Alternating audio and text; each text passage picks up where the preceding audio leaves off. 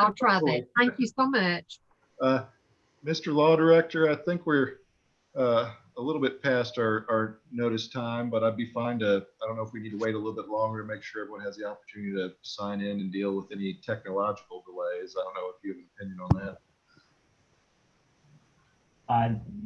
I think it's appropriate to call a meeting to order and to go through the preliminaries of the normal meeting and then read the first item in. Okay.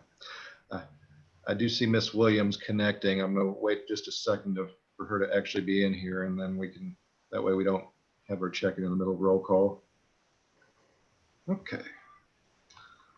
All righty. And with that, I'm going to call the August meeting of the Knox County Board of Zoning Appeals to order. Can everyone hear me? At least nod your head if you can hear me. Yep. We can hear you.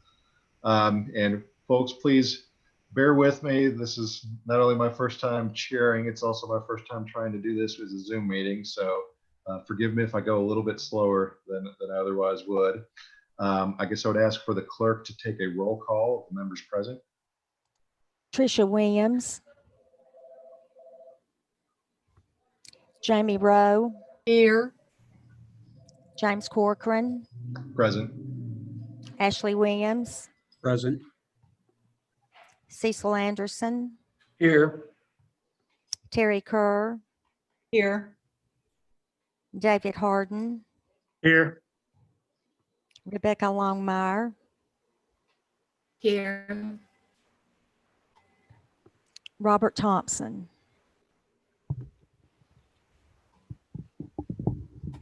And Madam Clerk, it looks like Miss Williams may have joined us. Miss Williams, if you can hear me, if you could unmute yourself and let us know that you're here. I've got her marked as here. It's here. Okay. Okay. That should do it. Okay. 8 members present. Thank you.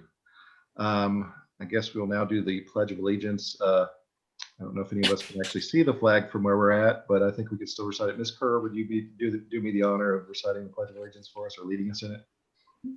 I pledge allegiance to the flag of Flag. the United United States States of America.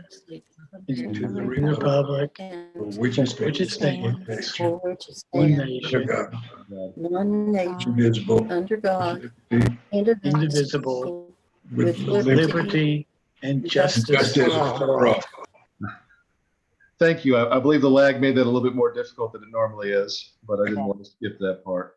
Okay, and we are a volunteer body with members making up of each commission district. The members do not receive compensation for their work here, and they have to participate in training to attend.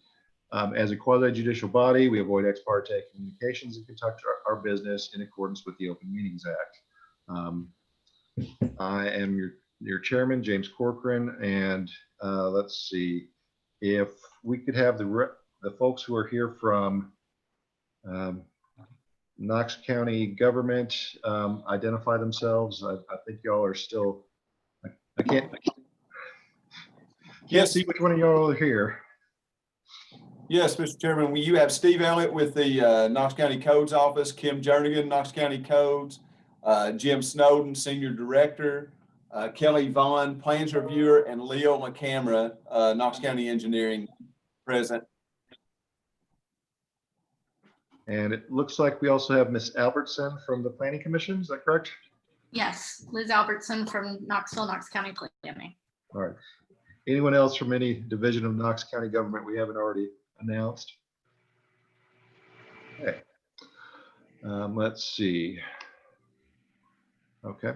And our voting procedure requires 5 positive votes for a motion to be approved, regardless of the member of the boards that are present at the time of the vote. Today, there are 8 members present. The first issue for the board would be the approval of last month's minutes. Do I have a motion to approve? Make a motion to approve the minutes from the July meeting. No second. Second. Mr. Law Director, I think it was announced that we need to do roll call votes for the purposes of the Zoom meetings. Is that still necessary for the purposes of adopting or ratifying the minutes? Yes. Okay. So if we could take a vote on that, unless there's any discussion. Patricia Williams, Jamie Rowe, A vote to approve.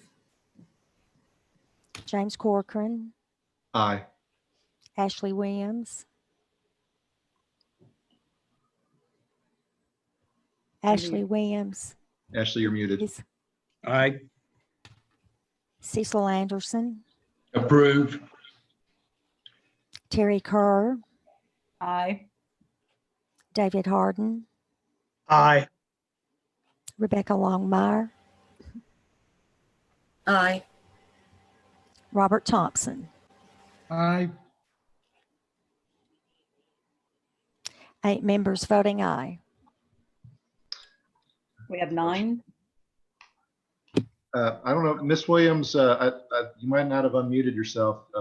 Did you wish to make a vote on the approval of the minutes?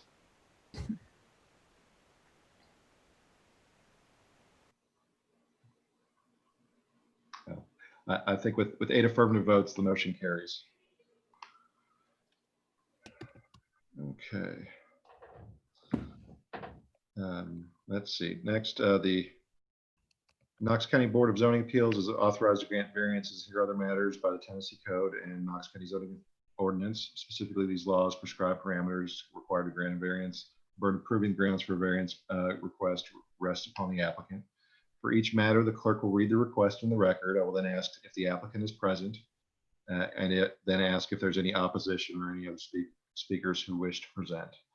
You don't have to come forward at this time. Once we determine the speakers for the item, we will call on the governmental agencies such as Knox County Codes, MPC, or engineering to make statements regarding the facts pertinent to the property and background of the request. Board members may ask questions of the governmental agencies once they have made their statements. Then I will call upon the applicant to come forward and to state their name and address for the record and present their evidence and reasoning supporting the granting of a variance or other request. If there's no opposition, applicants have 10 minutes to present their case. And if there is opposition, the applicant and opposition each have up to 15 minutes. After the applicant's presentation, board members may ask questions of the applicant. Then we'll call for opposition or other parties who have up to 15 minutes to speak. This 15-minute applies to all parties. So if there are multiple parties that wish to speak in opposition, please attempt to divide up your time as much beforehand. I know this is a little bit more difficult when we can't have you all discussing that in person, but try to be cognizant of any other people who wish to speak. Finally, there'll be discussion of the case by the board, during which commissioners may ask further questions of parties that have already testified, and then the board will make any determinations it deems necessary. Our bylaws do allow an applicant at the initial hearing upon a matter to request a deferral of 30 or 60 days without prejudice. So that means if anyone here who is an applicant decides for any reason that they would like to have this heard on another date, they can let us know. In the event of a deferral of an application, anyone who's in opposition would have the opportunity to speak today or to come back at the next meeting. And I guess now at this time, if the law director would wish to address those who intend to give any testimony today. Yes, and since I really can't see everyone, this will be sort of a admonishment to tell the truth today, but if you intend to give testimony, or there's any chance that you might give testimony before the Board of Zoning Appeals, do you swear or affirm that the testimony that you will give will be the truth, the whole truth, and nothing but the truth, so help you God? I do. Okay, and Mr. Chairman, one other thing,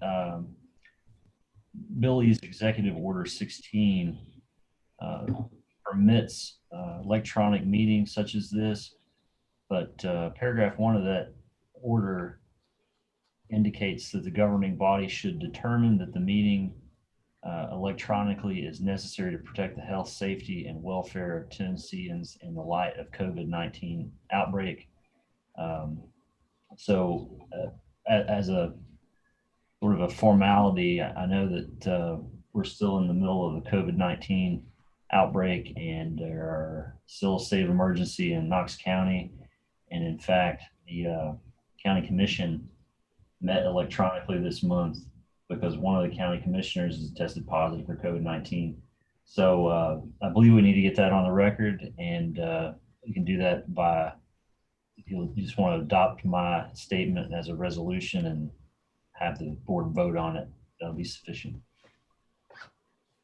Does any member wish to make a motion to pass a resolution in accordance with the law director's statement? I'll make a I motion. so move. Second. Second, third, Looks like a motion by Ms. Longmire and second by Ms. Kerr. And Madam Clerk, if you could take a roll call vote, please. Patricia Williams, Jamie Rowe, Aye. James Corcoran, Aye. Ashley Williams, aye.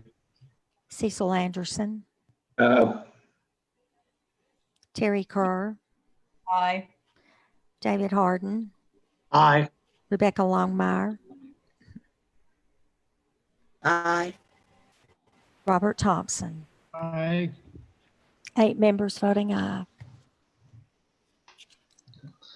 And the motion carries. So we've determined that we're in an emergency situation to necessitate having this meeting via Zoom. And now I believe that would bring us to item 4A on the agenda. And if Madam Clerk Request. could read that matter in the record. Sorry. Request of Fiorio Building Company LLC for variance of the Knox County Board of Zoning Appeals for waiver of front yard setback from 20 feet to 13 feet. Property is located at 1943 Cascade Falls Lane, CLT map 091, group OD, parcel 012. Property is zoned PR in the 6th Commission District.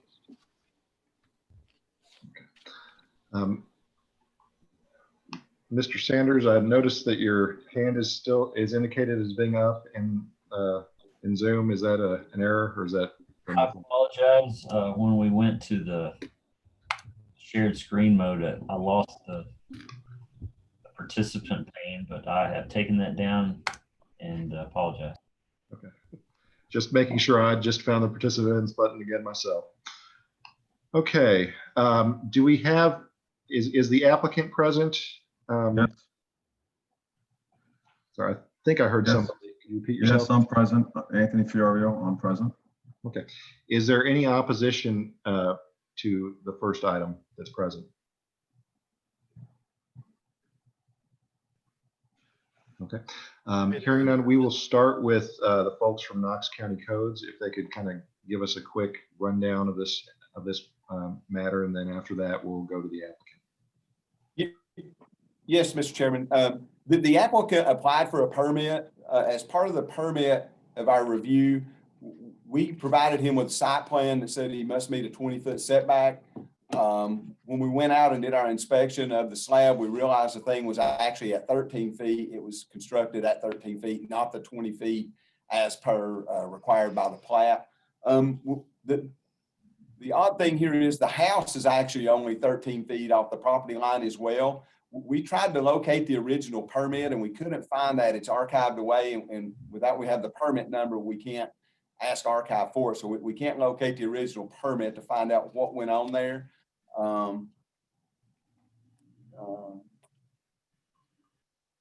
And there is quite a bit of opposition that we've heard from. Most of the opposition, though, is in reference to the covenants and the requirements of the subdivision about architectural design and that type of stuff. So our office, is we're required to enforce what's on the plat and the zoning ordinance, which doesn't talk about anything about architectural designs.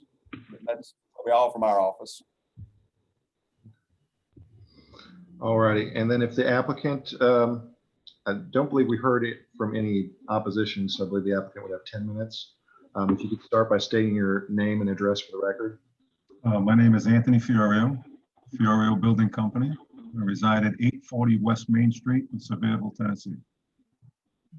And if you could kind of just take us through why you believe that you should be entitled to this variance. Well, I never, as far as, there's two reasons. Obviously, I interpreted that as the side lot because the way the house is placed. The way the lot is, you would naturally think that it's the side of the house And that's where we put the garage in line with that property line.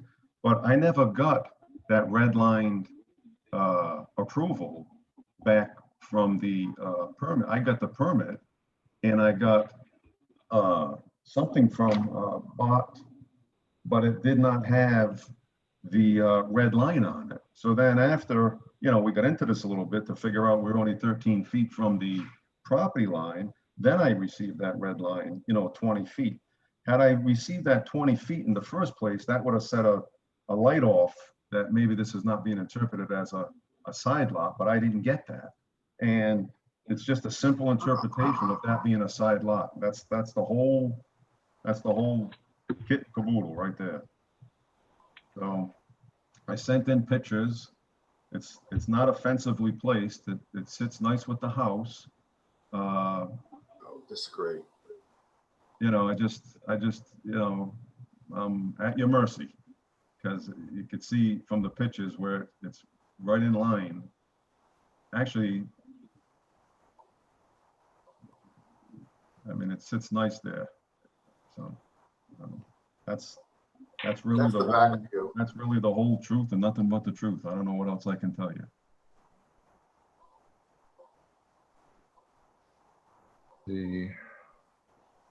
And then I see a hand up from Tom Bristow.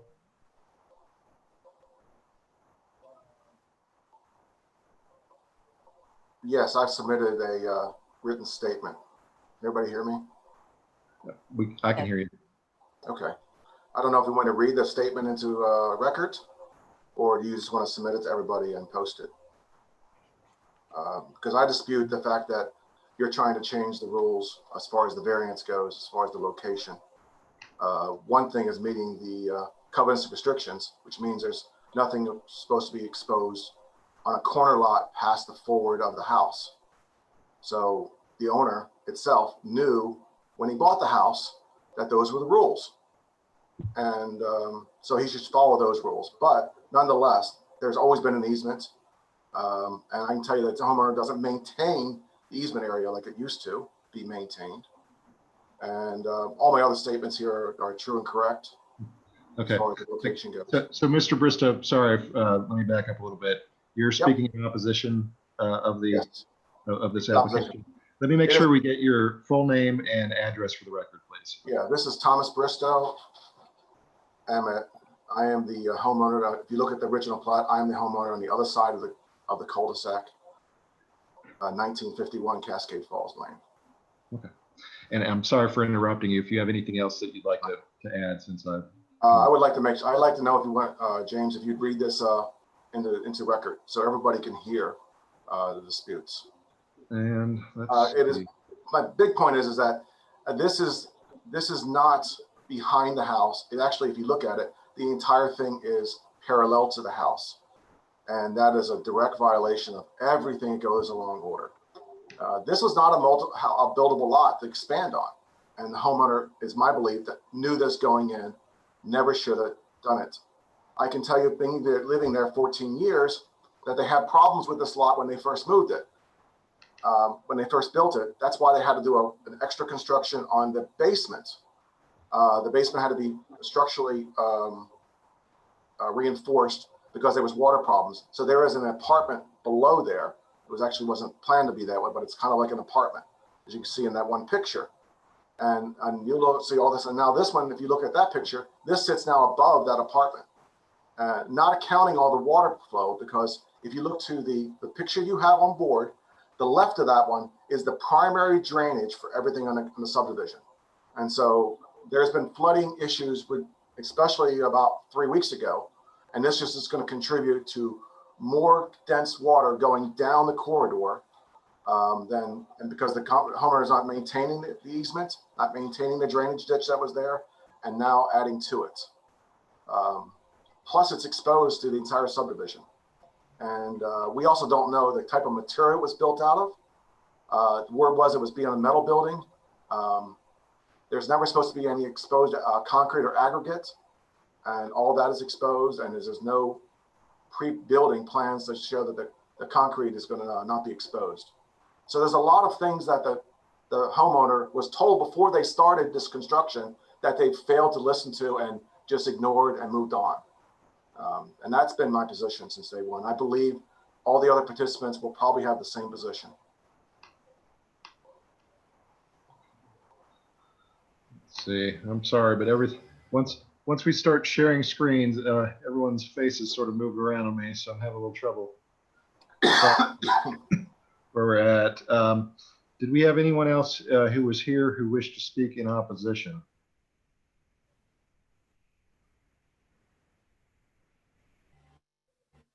I guess feel free to, if anyone does, feel free to unmute yourself and speak aloud. Other than that, I guess I'm going to start moving to our hands, which are raised, and I'm just going to go in order that's showing on my screen. Ms. Longmire. I have two questions. One for the builder. The trees that are a buffer zone, is that where the drainage goes? Is that what that is there? You want me to answer that? Those trees, that buffer zone, that drainage is approximately 40 feet from that garage. That's nowhere near the garage, that buffer zone. That reserve area is nowhere near the garage. There's plenty of room there. It starts all the way, if you can see the picture that I have on the screen, that starts all the way in front of the, to the left of the pickup truck that's in the road. That's all the way over. And I just want to say one thing back to Tom Bristow.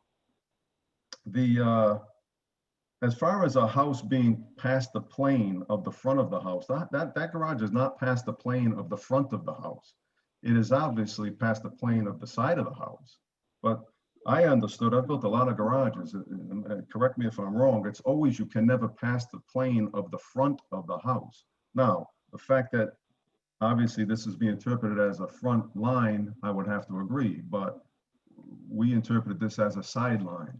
I also would like to say that we build a beautiful garage. We will match that garage perfectly within that subdivision with the brick, with the stone, with the roof, with the siding, landscape, and have it beautifully done.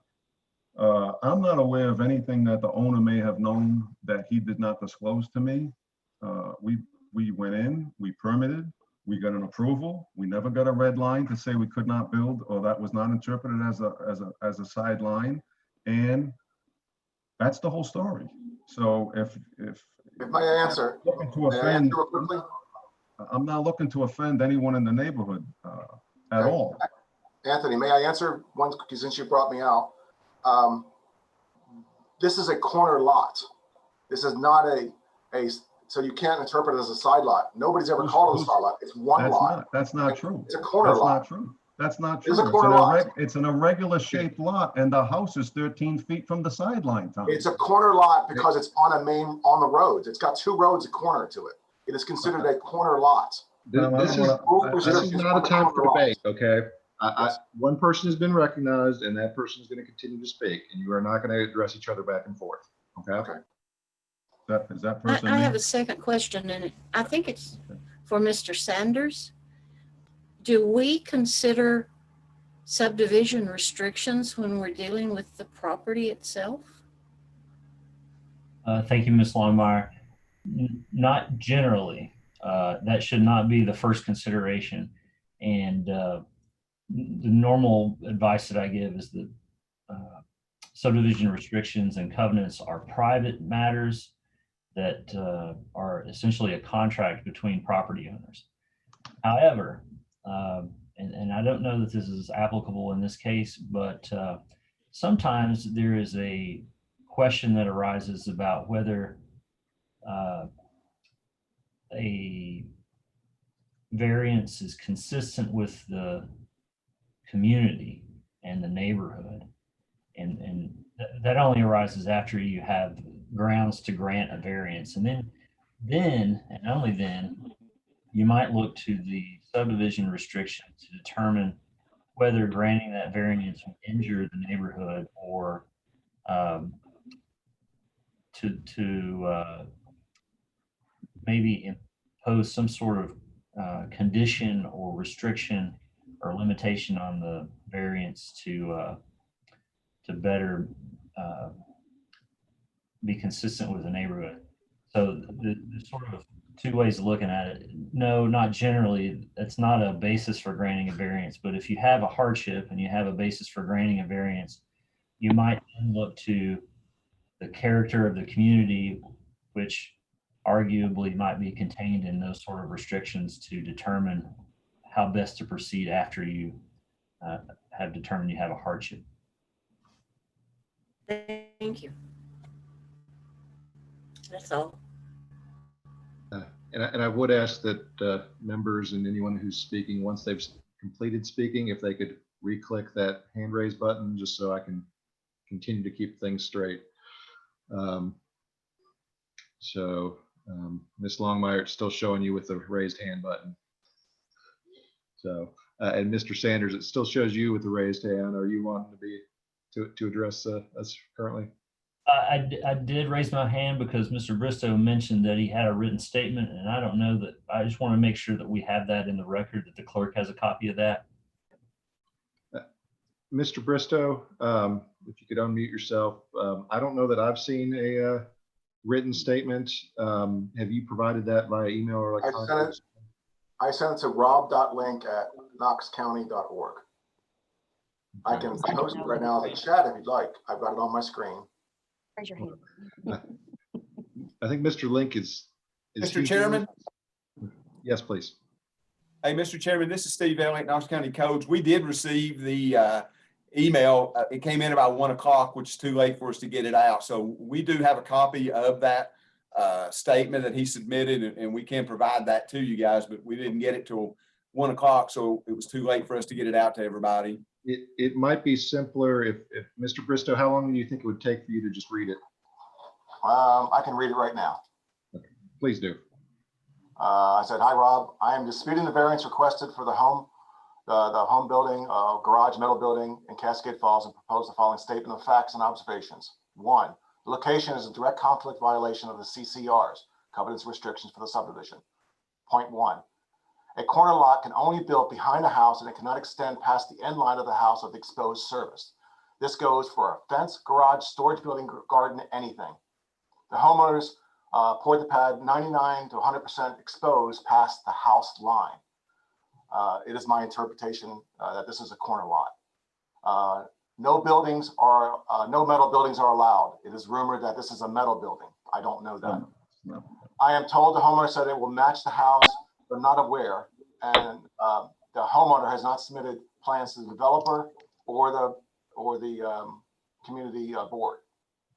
3, the developer has rejected all submissions received from the homeowner to date and is adamant this building should not be built. This occurred before the pad was completed. Item 4, no concrete foundations are allowed to be exposed. Obviously, from the pictures, you can see that it was exposed, and there's no plans for bricks the way the pad has been poured. Okay, item 2, the homeowner was told repeatedly not to start construction without approval and ignored everyone. She kept stating this was approved, which is a blatant lie. I can tell you Terry Patton is on here and he can confirm that that he had never approved her submission as the developer. The homeowner stated they will sue the association for approval, which is an independent step, has nothing to do with this variance. Instead, the homeowners has tried to go to the variance route. And then relatedly, the sign that was posted we thought you needed 30 days to be posted. It looks like we had 10 days. And I can tell you, most people only found out about 3 days ago because I was walking my dog and found it was laying in the grass. So very few people actually know about it, and look at how many people are here. Item 3, homeowners complaining that we cannot build behind the house due to the easement concerns. Easement concerns were known when buying the house, item 1. Easement constraints discussions are circular to the understanding when you bought your house, you can't disregard the covenants restrictions. You knew going in, and you should have thought of that process. Easement concerns don't go away when a building is built on the side lot. It still has easement concerns. I can tell you with the last rain, we had flooding on our property for the first time ever. And it went up 24 feet, and it only started after this building. So I don't know what changed, but I knew though that I got 3 foot of water on my property, which is 2 lots down, as a result right after this was built. Okay. Item 4, homeowners have verbally been abusive and threatening the association. that's not really part of this restriction, but I want to make it a record that that's not the kind of neighborhood we live in. And I think that's appalling that they're going to use abuse and threatening and language condescending in order to get people scared. Okay. Item 5, it appears the homeowners are not completing an architectural drawing necessary to get the permit. Nobody's seen the architectural drawing. Nobody knows if it's metal, going to match. I don't dispute the builder. It's probably a great builder. I just don't know. Okay. And so I'm just representing that. And 5, I believe that the homeowner received a permit for a metal building, which is a direct violation of CCRs. Going in, it's straight arrow. When you bought your house, you knew you couldn't build a metal building. And that's where I'm at on it. Also, one last thing, it says, if the building permit is issued, it's not been displayed. So even in the pictures you're showing on my screen, there's no building permit shown anywhere. So I think that also shows you to the integrity of the homeowner. I'm not questioning the builder's quality at all. Thank you. And let's see, I think that was just for the purposes, since we didn't have that letter, I don't think, before us. Mr. Anderson, I see your hand raised. Cecil Anderson. Thank you, Mr. Chairman. Yeah, my understanding, and I think that when most people buy a home in a subdivision and there's restrictions, I think that protects all of the homeowners in that subdivision. And as far as just compliance and from that standpoint, and I think that a homeowner should go to the homeowners association with plans and follow the directions of what the architectural control committee requests before they ever start construction or whatever it might be, and get approval. If this wasn't done at that time, I think that that should be considered in violation of the homeowners association.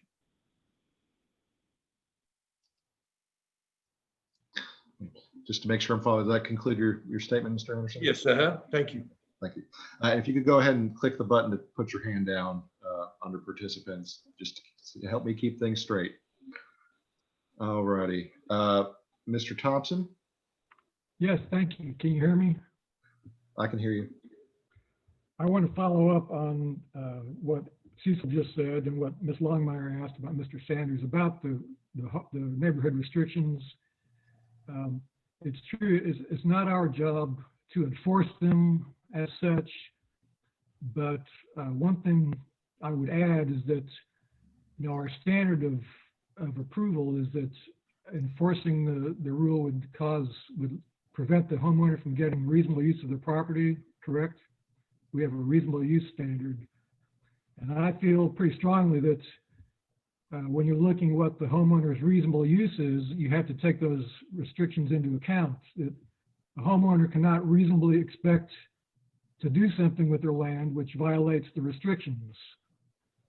So to me, while we don't enforce them directly, I think we look very strongly to them and take that strongly into account. And point 2, I wonder if the restrictions here, I haven't heard anyone say it, but do the restrictions even allow a detached garage? Because I've looked at the aerial views of this subdivision and I do not see one single detached garage. And maybe there is one that I missed, but it really raises a red flag in my mind. And that's all. Thank you.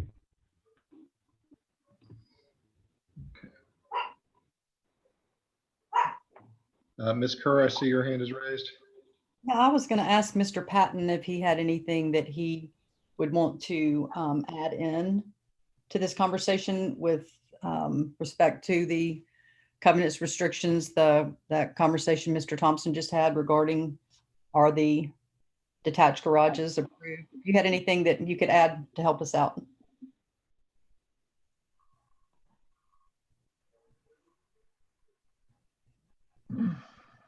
I don't know if you heard me.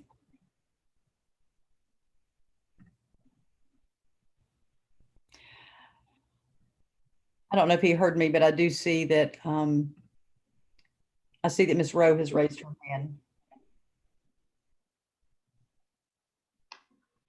But you're on mute. Okay, literally raise your hand. Yeah, for some reason she's moved where she was on my screen. Ms. Rowe? Okay. I'm so sorry. I had two questions. One is there seems to be some confusion about a corner lot. It was my understanding that any house that fronted on two roads, whether it's the same road or a different road, is considered a double front yard. I think that's correct, but I'll defer to Codes or Daniel Saunders about that. My other comment is that in one of these photos, you can see a truck, I think, parked in front of the car, and it's leading to a garage. It looks like a garage door. So would that not be two garages? Is that allowed in that subdivision? Because that, or anywhere, I mean, I don't know, two garages?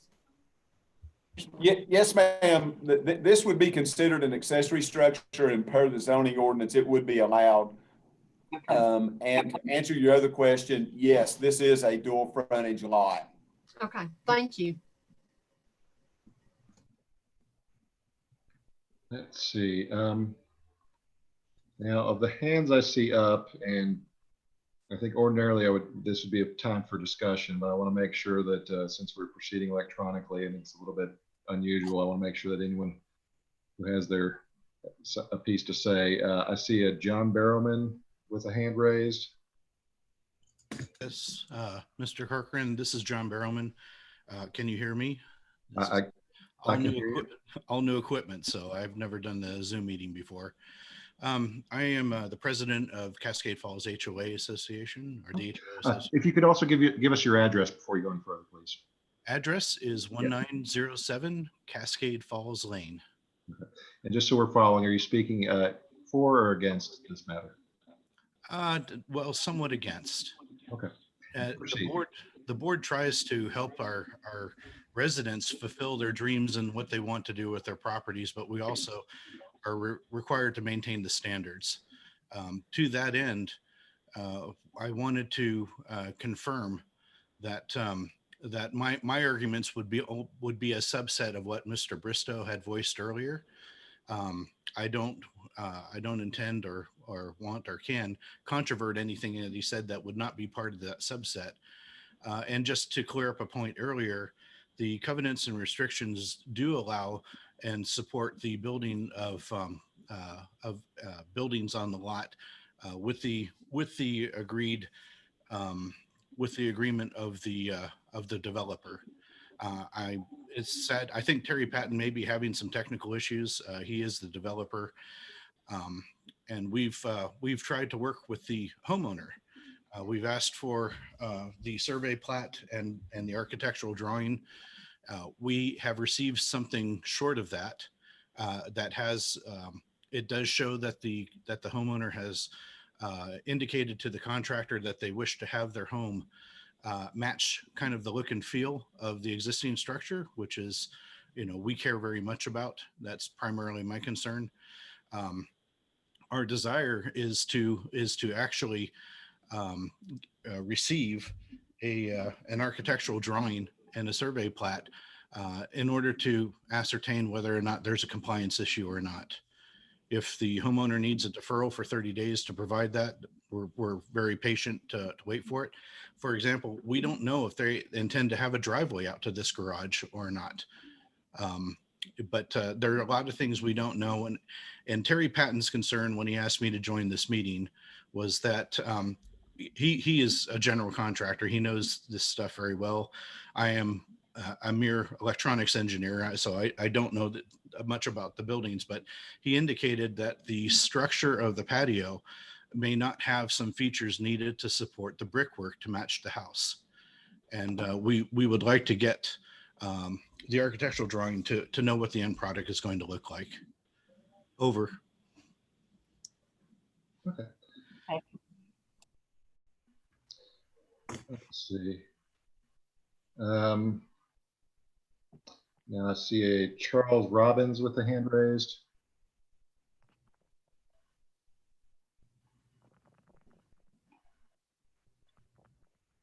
I think he's on mute. Mr. Robbins, if you're desiring to speak, if you could take yourself off of mute.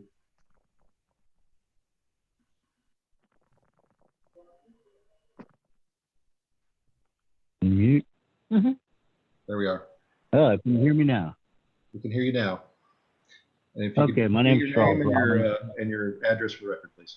Yes, Charles Robbins. I am at 1943 Cascade Falls Lane. I'm hearing a lot of information coming out, which I don't believe is relevant to the variance. But Tom Berman, or rather Tom Bristow, is speaking a lot about how it offends him personally. He's not a board member. He's not in, has nothing to do with the covenants and restrictions other than a fellow homeowner, which himself, he has a huge outbuildings, 2 stories, basically the size of his home on the same lot as his home, and doesn't meet the variance requirements in the back of his home. As far as the covenants and restrictions go, there is at least 40 homes in this area that don't meet the covenants and restrictions. I asked the president of the homeowner association if they had a list of who had been approved to meet the covenants and restrictions. He didn't have that readily available. He thought that maybe it was somewhere. There are a number of homes that do not even meet the requirements of the county. In that, we have one home that has a pool within 10 feet of a road. Doesn't meet the covenants and restrictions, nor does it meet the county restrictions. We have a number of outbuildings that have been built. They're maybe not visible from the last aerial. I see them on the aerial, I don't know. But a number of them do not meet the requirements and were not requested through the homeowners association. In addition to one that was just recently built, which has a metal roof, which is against the covenants and restrictions. And we requested originally to have a metal building built, which was not against the covenants and restrictions. It was, however, it doesn't match the home exactly, but it's not considered the dwelling structure. It has different requirements for an outbuilding, which this would be. I know I had spoken, I had originally put in a request for that building a year ago. I didn't hear anything back for quite some time. About 4 months ago, I finally heard from the developer who denied any involvement in it. He said he was out of that now. He doesn't live here, that he had turned it over to the homeowners association. And that presents a problem on its own because the homeowners association is responsible for the common areas of the subdivision and have nothing to do with the individual home. But that's a personal matter. I believe there's some animus between the homeowners and myself because I recently brought suit against them because they're non-compliant with the ADA. I'm missing a leg, and I haven't been able to use the swimming pool for the 12 and a half years that I've lived here. I brought that to their attention. They ignored it. So I finally filed suit against them. And since I did that, all this issue has came up. This is what Mr. Bristow was referring to when he says I'm threatening. Well, I'm not threatening. I'm just asking that they follow the law. And beside that, that was a private conversation I had with the president of the HOA.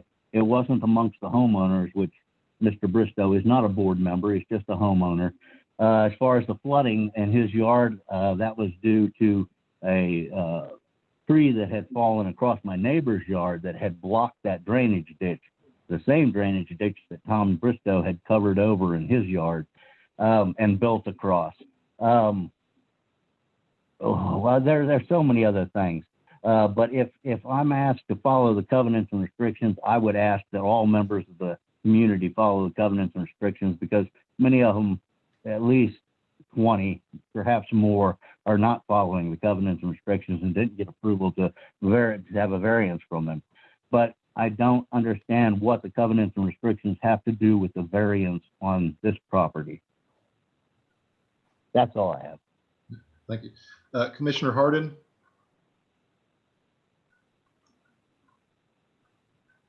Yes, my question's been brought up somewhat. I guess this is to Knox County Codes. Are there 2 driveways allowed on this lot in this subdivision? Yeah, yes, we would allow 2 driveways on this lot. Thank you. That's all I needed.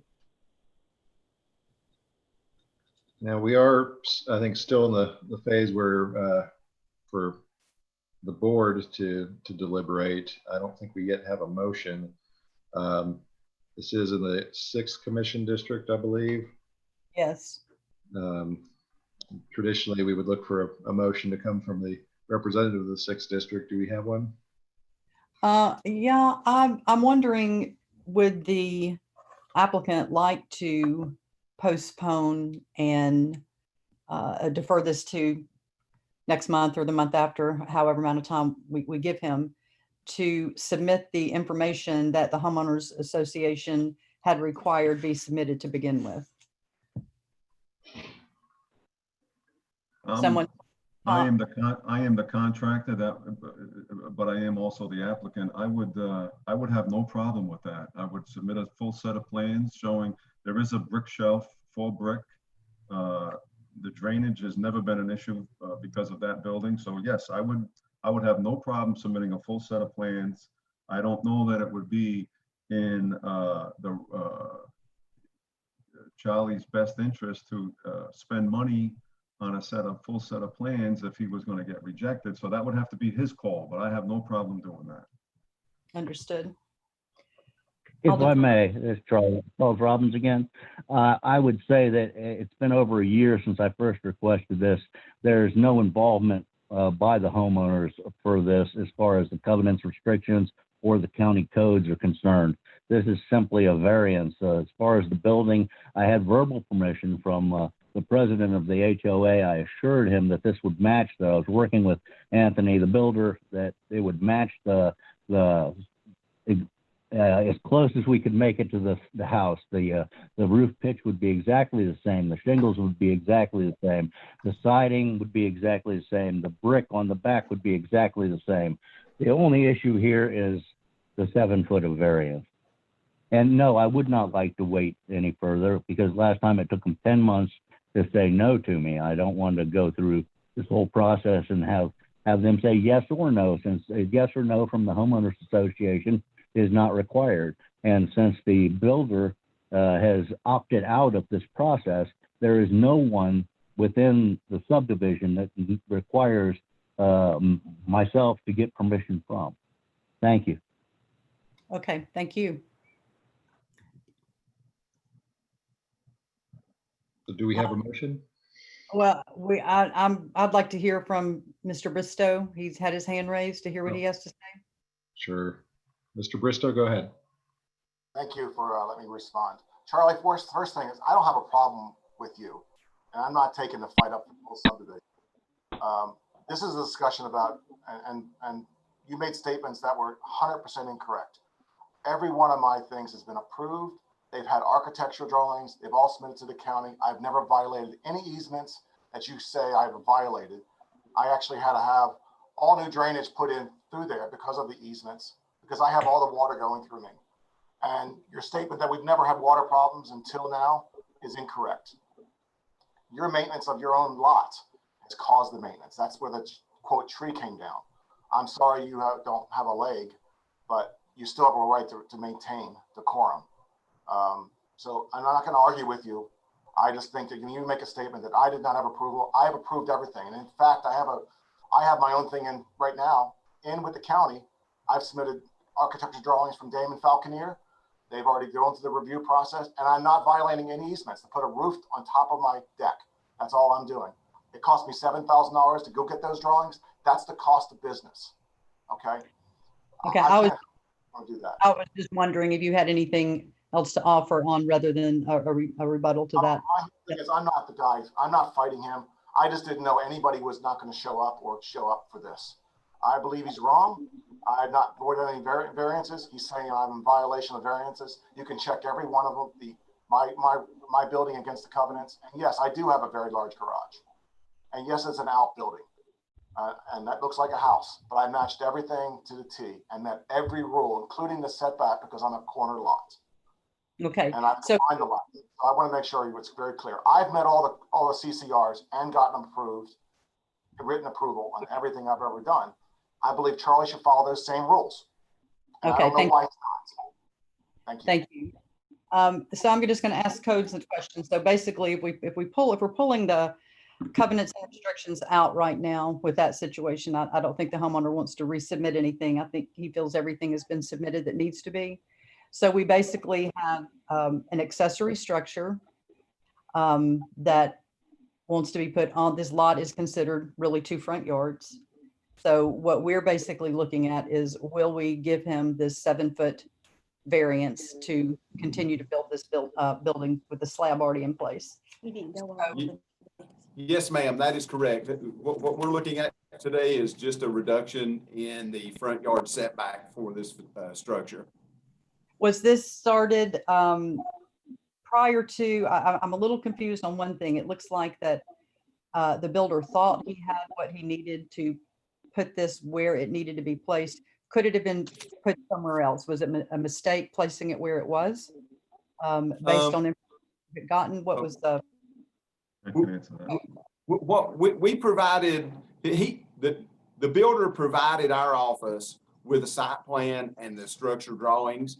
We issued a permit, and when we sent back the permit, the structural drawings, and the site plan, we included this note that you're seeing on the screen now that said must meet a 20-foot setback per the plat. So we provided that to the builder. No, you did not. And they started the structure. We came out, did an inspection, realized it was at 13 feet. No, that's not correct. That is not correct.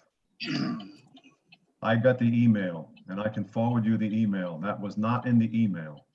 That same drawing without the red ink was in the email, but that drawing with the red ink came after the slab was in. I have the emails. I have the building permit sent to me with that drawing without the red ink. And I can forward them to you. Codes, can you repeat? He would still have to meet the setbacks, even if he No, didn't. I don't disagree with that. Responsibility to meet. I don't disagree with that, but I don't want to let you think for 1 minute that I would disrespect or dishonor something that was written in red ink. I would never do that. My this total interpretation of this garage is that the house is 13 feet from that same road, which made me think that that was a side lot. If I made a mistake, that's what it is, a mistake. I have no problem with that, but I interpreted that because the house is 13 feet from the same exact line. And if you push the house, the garage back any further, like Charlie says, Charlie lost a leg. He get too much of a step to get out of that garage to go to the backyard. I mean, there's a lot of talk here. This thing isn't even done. We got to put the brick on the foundation. This thing will look beautiful. I mean, but I understand the zoning. I just want you to know the reasoning for the garage being placed where it is because where the house is placed. The house is 13 feet from the same exact line. I had my surveyor come and check it out. He sent me an email saying that could be that is a sideline at 13 feet, but it could be open to interpretation. This was after I had the slab in, because when the inspector came out, he asked me for a survey. So I know there's a lot of talk. I just want to clarify something. There was no disrespect meant here whatsoever. Okay. No, I can understand. I just want you to know that the interpretation was because of the house, and all we're asking is that the garage could be at the same distance from the property line as the house. That's basically it. And so for codes, then would he be at the same distance right now from that garage to this front entrance, so to speak, from the front entrance of the house, the way he is describing that? Yes, yes. By aerials, it looks like that front corner of that house is about 13 feet off the property line. So if we granted this variance, we think that would be in compliance. It would be equal to the front part of his house off the setback line. Okay. Okay, that actually helped me a bit right there. I am going to make a motion to approve the waiver of the front yard setback from 20 feet to 13 feet. And it's basically based on that last comment there you just made. I second that. We have a motion appropriately seconded. So it'd be appropriate for any debate from any of the commissioners. If anyone, any commissioner desires to speak, go ahead and hit the raise your hand button. And Terry has his hand raised. up, Terry, go. Hello. Hello. Yes. This Can is hear you. Terry Patton. I've had some technical difficulties here trying to log on and to speak. I was asked to speak earlier and I could not get my voice to go through. So I've called back in. So I've missed most of all what's going on since I was asked to speak. But is there a question for me? Someone had a question before I lost signal. I think that for me personally, I think that I had gotten what I needed from the HOA president or the member from the HOA. I don't know if anyone From else John. has. Yes. It's yeah, John Behrman. He is the president of the Cascade Falls, and I'm the developer, and I've approved the plans of the houses that have been built in Cascade Falls from the beginning. But I turned over the association to the board, Cascade. I think Falls that. board. And I think with us approving the variance, I think that the homeowner may still have some things to work on with the homeowners association, which, if I'm not mistaken, Mr. Sanders, again, that really is not us to interpret what they, I don't feel in this situation. Please correct me if I'm wrong. That's what I had understood, and what Charles, Mr. Robbins had submitted before as a request was nothing in likings to the home, and any exterior structure needs to match the home, and that's what the board and I we've all been trying to work with him to verify and to get a set of drawings that would show that, instead of the drawing he provided to me was a metal building, which would not even come close. But I hear you're saying that is a separate in of itself. So so that's good information to know that we need to continue And to work things through. Mr. Sanders, I'm just asking that question to you again, what they are working with as far as their homeowners association and what is going to be built, et cetera, really has nothing to do with what they're asking us today. Would that be a correct assessment? Yes, generally, and I mentioned this earlier, I don't think that the covenants and restrictions for the neighborhood come into play when you are considering whether there is a hardship in this case. Mm-hmm. And I would just refer you back to the language in our zoning ordinance that, you know, the hardship, you have to find certain things. And, you know, one of those things is that denial of the variance, there's strict application. And the structure you would be denying person within the setback. I think Mr. Patton's got his microphone on.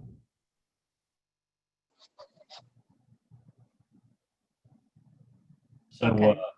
So I would just caution you to really focus on, you know, in your deliberations here, to really focus on what is the hardship here. How will the strict application of the zoning ordinance deny this owner a reasonable use of his property? And you know, I heard Mr. Thompson's statements earlier about, you know, the covenants and restrictions may come into play where you are trying to determine reasonable use, but I would opine that reasonable use in the setting of or in the context of a zoning variance is something quite different than what a person might consider reasonable use in common parlance. Reasonable use in a zoning variance context is a very, very high bar. And the hardship is a very high bar to meet. So we have discussed this and we've discussed case law in the past, and I would just leave it with you.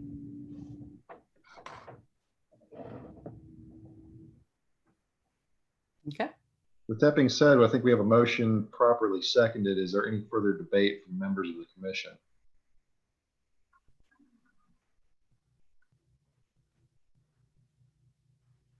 I'm not seeing any members of the commission. Feel free to speak up, or I'm going to go ahead and ask that we go ahead and have a roll call vote. Madam Clerk. Tricia Williams. Approve.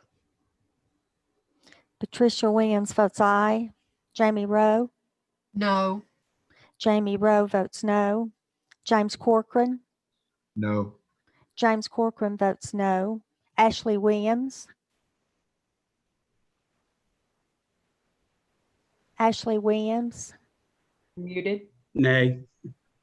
Ashley Williams votes no. Cecil Anderson. No.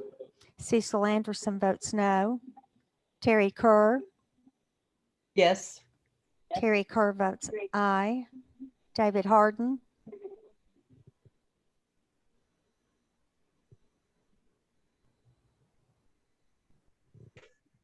No. David Harden votes no. Rebecca Longmire. Aye. Rebecca Longmire votes aye. Robert Thompson. No. Robert Thompson votes no.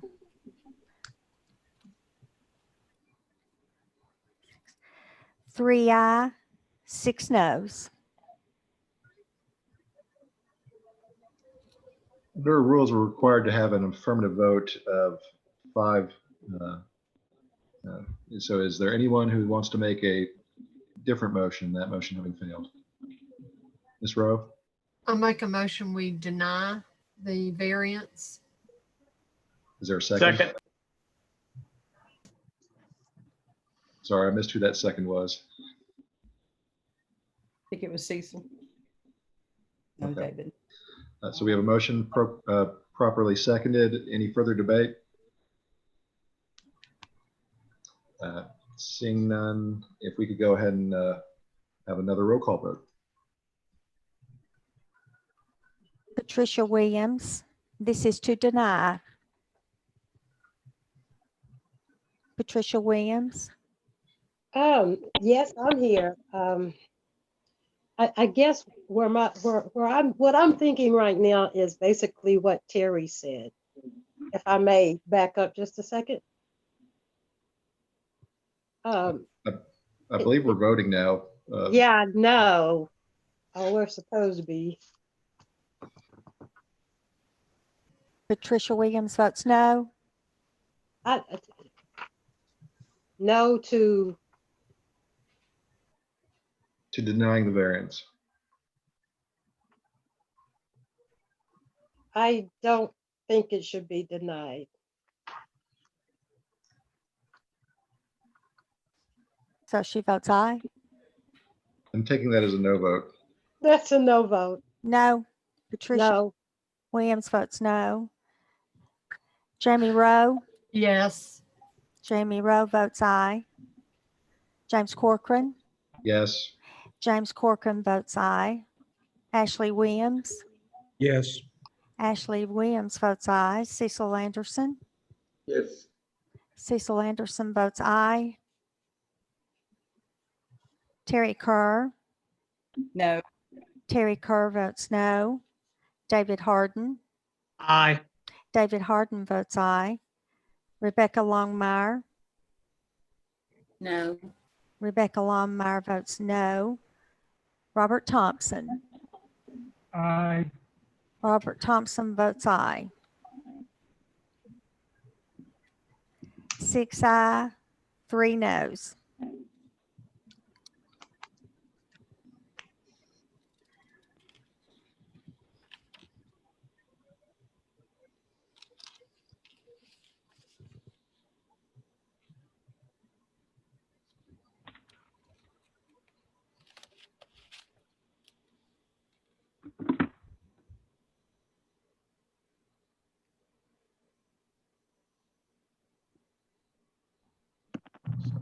James, I think you're on mute there if you're trying to. Here I am talking to myself. I think it'd be appropriate to take a quick 15-minute recess before the next item on the agenda. So if we could be in recess until 5 minutes to 3. James, you were on mute when you were announcing the vote. I think she probably announced the vote. And Okay, apologize. That's correct. There were the motion or the variance is hereby denied.